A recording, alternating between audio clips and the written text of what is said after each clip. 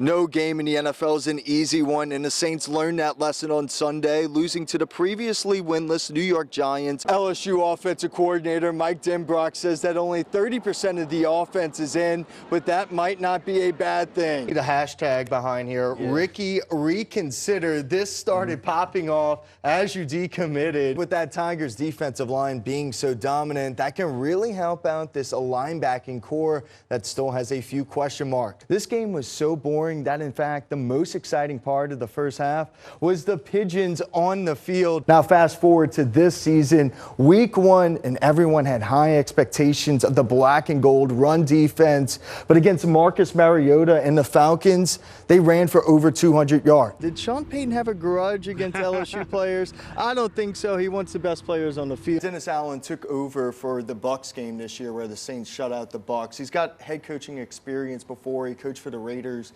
from 2012 to 2014. I am lone wolfing this. Woo! I got the Saints winning in a Christmas miracle. The 49ers are one of the hottest teams in the league. And guess what? I'm betting against them. No, Sports 2 with Corey Rholdon. I felt like there were some opportunities out there for us, and we didn't take advantage of them. Albert Einstein once said that insanity is doing the same thing over and over and expecting different results. Well, I call that the 2022 New Orleans Saints. Again, they stuck with Andy Dalton as their quarterback. Again, they committed way too many penalties and turnovers. And again, we expected a head coach with a 12-36 record to win. The result? Being shut out for the first time since 2002. I mean, it's like the entire Who Dat Nation is being flashed each week before every game by Will Smith to forget how bad the Saints truly are. Here's your weekly reminder. Opening drive, Alvin Kamara fighting for extra yards, but he's going to fumble the football. 49ers recover, and they would score 3. Second quarter, Saints trying to get something going offensively as Taysom Hill's going to throw a strike across the middle to Chris Olave. It was ruled a catch on the field, but ultimately overturned. Not exactly sure what a catch is at this point.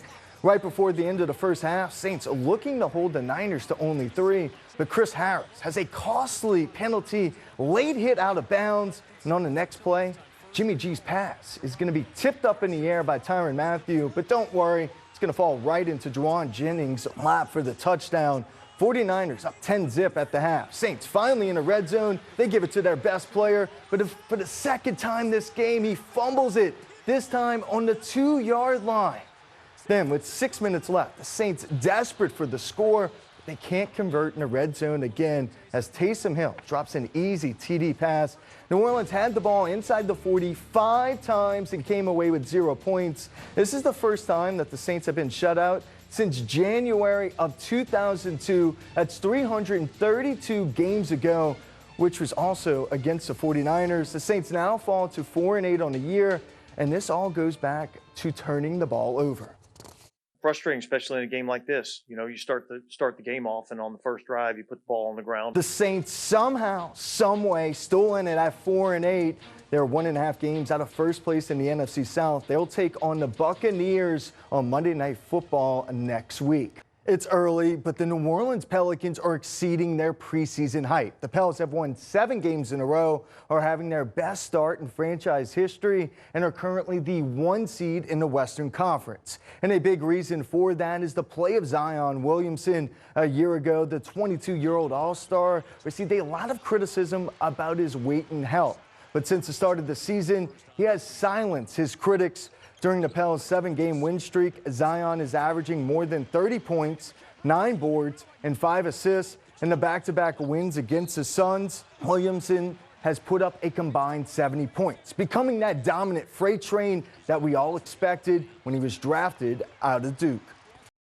He's a matchup problem.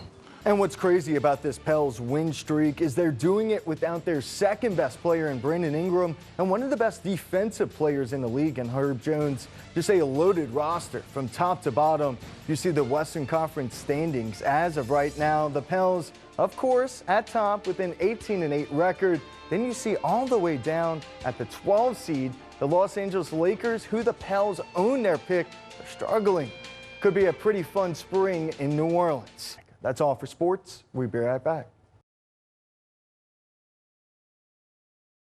Down in 4A, a surprise this season has been a play of the McKinley Panthers and that unlikely event that helped turn around their season.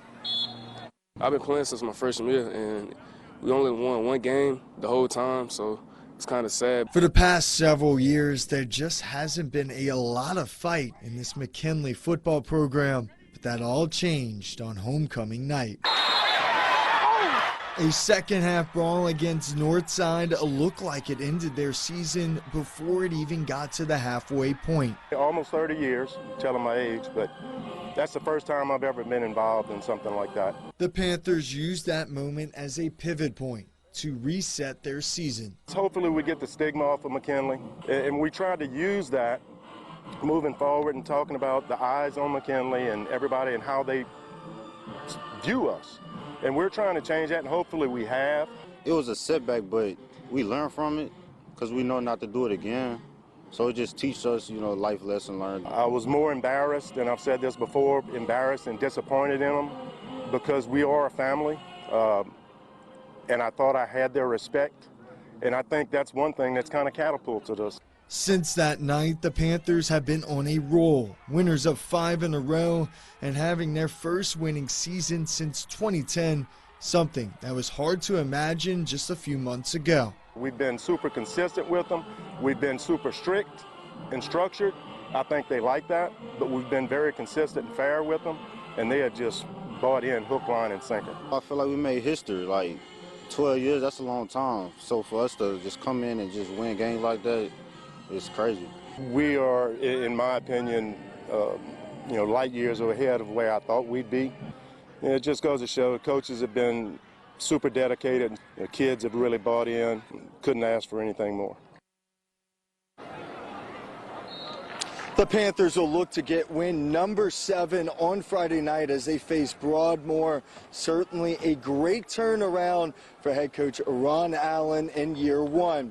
Live at Dutchtown, I'm Corey Rholdon, WBRZ Sports 2. Since arriving in Baton Rouge, Kim Mulkey has been making a lot of statements, and not all of them have been on the court. I've got outfits, man. They give me outfits to wear, and I'm just like loving it, so I don't have to spend a dollar. Each Lady Tigers home game, fans wonder what outfit is Mulkey gonna pull off next. I look forward to every game day to see what coach is walking in with. But this brings up the question, where does she get them from? Kenneth Brown, he's a local designer in Baton Rouge, and he sold Kim Mulkey her house, and he designed her house, so he was her designer. And he told me that they were coming to Baton Rouge and wanted to introduce Kim and Jennifer to me. Rodeo boutique owner Shayna Boudreau has become close friends with Mulkey's assistant, Jennifer Roberts. Well, Jennifer actually came in the store and was like, this jacket would be so awesome for Kim. And I'm like,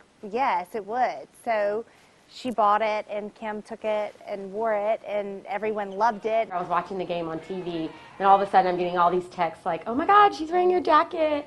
And it was so cool, and like, she's a local celeb here, so it was just really exciting to see that. The butterfly jacket was an instant hit, and Boudreau made sure to call the designer Jamie Glass to collaborate for some more Mulkey outfits. When she first came over, we're like, what LSU game day items do I have? Because I have a whole game day collection.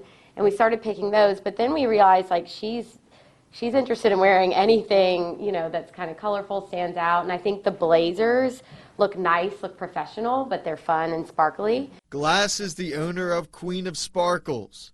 And as you can guess, her outfits have a lot of sparkles, so that's pretty obvious. I've always kind of dressed that way. I think sparkles can be worn any day, and I think people, I want to make people feel good. Glass designs the outfits, Boudreau gives it to Roberts, and then Mulkey does the rest. Well, we drop off more than one item at once, so I think she then takes them and puts together what she wants to wear for that game.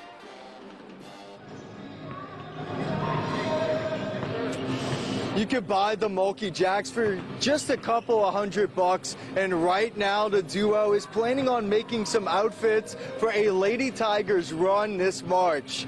Live in the PMAC, I'm Corey Rholdon, WBRZ Sports 2.